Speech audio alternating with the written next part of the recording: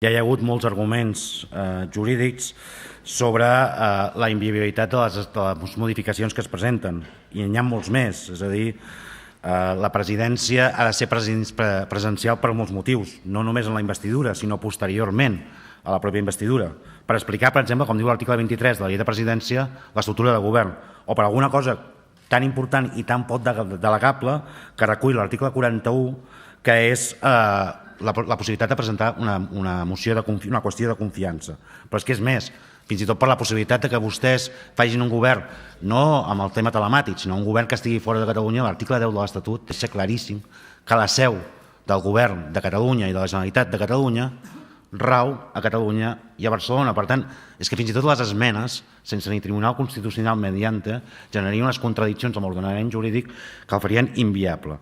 Però no seguiré per aquí. Entre altres coses perquè el senyor Antoni Castellà, que m'ha precedit en la paraula, ja m'ho ha deixat molt clar. És a dir, ha dit, això no servirà per res. A mi m'agradaria fer coses que servissin per a alguna cosa. És més, crec que tal com està Catalunya en aquests moments, haurien de fer coses que servissin per sortir de la situació on estem, i no coses que, com s'ha dit, no servirien per res. No és una discussió, ho ha dit ell mateix, sobre els mitjans telemàtics del segle XXI, que seria molt interessant, i ha dit ell mateix que això podria ser, no per urgència, sinó amb un debat extens, sinó senzillament, si no serveix per res, per què ho fan? Per què fan tantes coses que no serveixen per res? Algun dia ho hauran d'explicar. Per què fan tantes coses que no serveixen per res? El debat de fons aquí és un altre, és un debat polític, certament, això us ho reconec. Catalunya ha viscut situacions en les que la Generalitat de Catalunya, el Parlament de Catalunya, ha estat a l'exili. Ha viscut aquestes situacions a la història. Les ha viscut els presidents Companys, Irla i Tarradellas, que han compartit aquesta dissort col·lectiva amb més de 70.000 catalans i catalanes i més de 400.000 espanyols i espanyoles exiliats. Però aquesta no és la situació actual. Aquest Parlament està aquí. El 21 de desembre els catalans van votar un Parlament que està aquí, estem aquí, tots i totes, i és aquest Parlament el que té la responsabilitat de recuperar, tots i totes no, teniu tota la raó, demano disculpes, la responsabilitat de recuperar la Generalitat de Catalunya, les nostres institucions, mitjançant la formació d'un govern. Aquesta és la nostra responsabilitat, i aquesta està aquí, a Catalunya. S'ha de fer des de Catalunya i des d'aquest Parlament. És aquí i no en cap altre lloc on es decideix el nostre destí, i hem de fer les propostes per avançar aquí i no en cap altre lloc. El senyor Batet jo crec que ho ha deixat molt clar. La pregunta fonamental aquí és qui mana.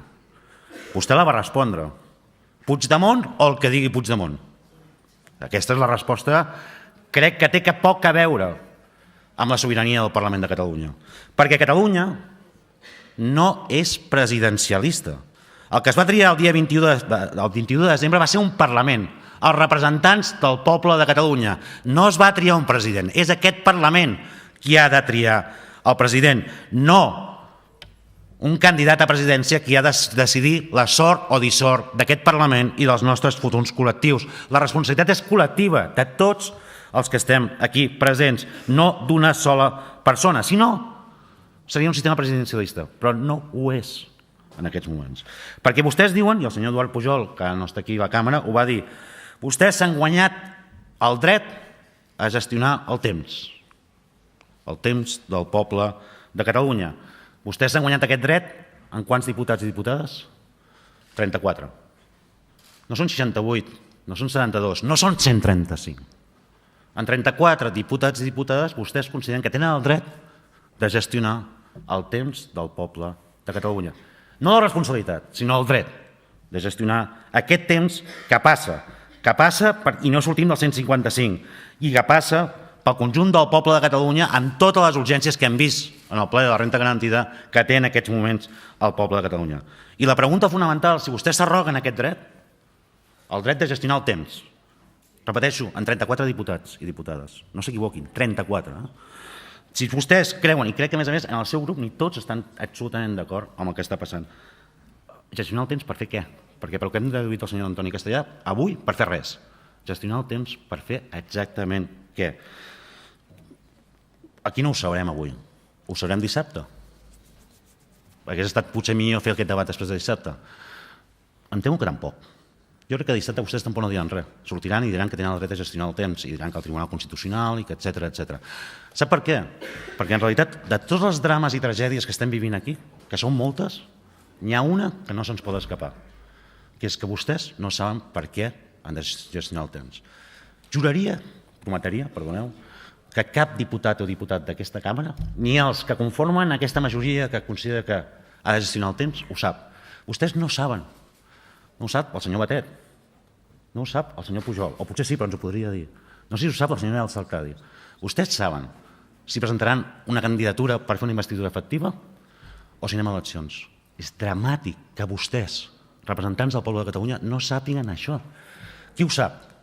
Podríem dir que ho sap Puigdemont, però igual tampoc no ho sap ell, perquè ja hem viscut situacions, en tot canvia perquè hi ha un tuit. I el poble de Catalunya es decideix el seu destí d'un moment a l'altre. Ja hem viscut massa vegades aquestes situacions. I ho diré amb tots els respectes d'una persona que està vivint una situació injusta. A vegades és forçós i necessari que un home es sacrifiqui per tot un poble. Mai és just i necessari que un poble es sacrifiqui per un sol home. Recorda això sempre separat. Recorda això sempre separat. No tenen credibilitat. Han fet 30 propostes, 40, i la realitat és que no la tenen perquè vostès quan surten als mitjans tampoc no saben cap on van. No saben cap on van. I no poden des de 34 diputats i diputades esperar a Puigdemont o el que digui Puigdemont. Perquè això no és el que va votar el poble de Catalunya el 22 de desembre. No va votar un candidat a la presidència, va votar un Parlament de Catalunya, que és el que ha de recuperar aquí la Generalitat de Catalunya i ha d'avançar. I avançar significa afirmar la sobirania d'aquest Parlament triant un govern i un president o presidenta que recuperi la Generalitat. Assumir que fa falta exercir la responsabilitat de cada un i de cada una dels diputats d'aquesta càmera, en aquesta càmera. Cadascú de vostès representant del poble de Catalunya. La responsabilitat és de cada un de nosaltres, de cada un de nosaltres. Hem d'esperar que vagin a Berlín perquè els expliquin. En aquest sentit, avançar és assumir que els lideratges per recuperar-nos d'on estem s'hauran d'exercir també des d'ara i des d'aquí, des d'aquest país i des d'aquest Parlament. Avançar és formar un govern. Formar un govern des de la humilitat. Crec que fa falta molta humilitat en aquest país. Menys èpica i més humilitat. De saber que el camí serà llarg. De no anunciar que tot s'arregla en un moment, amb una solució, amb una investidura, perquè tots i totes sabem que no és així. Avançar és aportar claredat on hi ha foscor. Parlant constantment d'un president, no parlant d'un país. Parlant molt de partits, no parlant de país.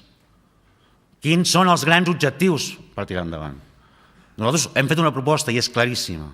Sortir del 155 i recuperar les nostres institucions. Lluitar contra la judicialització injusta que estan patint molts dirigents polítics i socials d'aquest país. Pla de xoc social. Treballar per acabar amb la judicialització de la política i posar les bases per construir efectivament un nou país. Avançar és fer-ho des de l'honestedat de dir les veritats que no s'han dit en una campanya electoral i que no s'estan dient en aquests moments i per això vivim debats que no serveixen per res. En el cementiri de les promeses incompleses no pot quedar enterrat el nostre autogovern perquè són els nostres drets col·lectius. Des dels blocs, i em sap greu, poden vostès guanyar unes eleccions. Han perdut el país. I ens hem de preparar per saber que la partida actual es guanyarà avançar també és això. Es guanyarà tant a Catalunya com a Espanya, no amb la reiteració de la divisió i de la debilitat, sinó amb les nostres fortaleses que ens construeixen des de la transversalitat. Avançar és fer un govern per la gent. Per la gent. Tota aquella gent que porta anys de lluites als carrers. Tota aquella gent no es mereix això, no es mereix debats que no serveixen per res. Prou de simbolismes només per justificar decisions que ni vostès mateixos saben quines són. Perquè no ho saben, no saben el que diran dissabte, no saben el que diran la setmana vinent, de fet no ho sap probablement. Ni aquells que vostès han decidit que ho decideix no només per als 34 diputats i diputades, sinó que decideix per tot el Parlament i per tot el poble de Catalunya. 34 diputats. Una persona decidint per tot el poble. En un sistema no presidencialista. Avançar no és això és retrocedir democràticament. Avançar és fer un govern de la democràcia i de la dignitat de tothom en les millors condicions possibles, amb la major força possible, amb els majors consensos possibles. Espero que facin govern. Sincerament, tal com estan anant, no crec que facin un bon govern. Ara, el que no expliquin després és que tot es soluciona amb unes noves eleccions, perquè això ho han explicat masses vegades. Gràcies.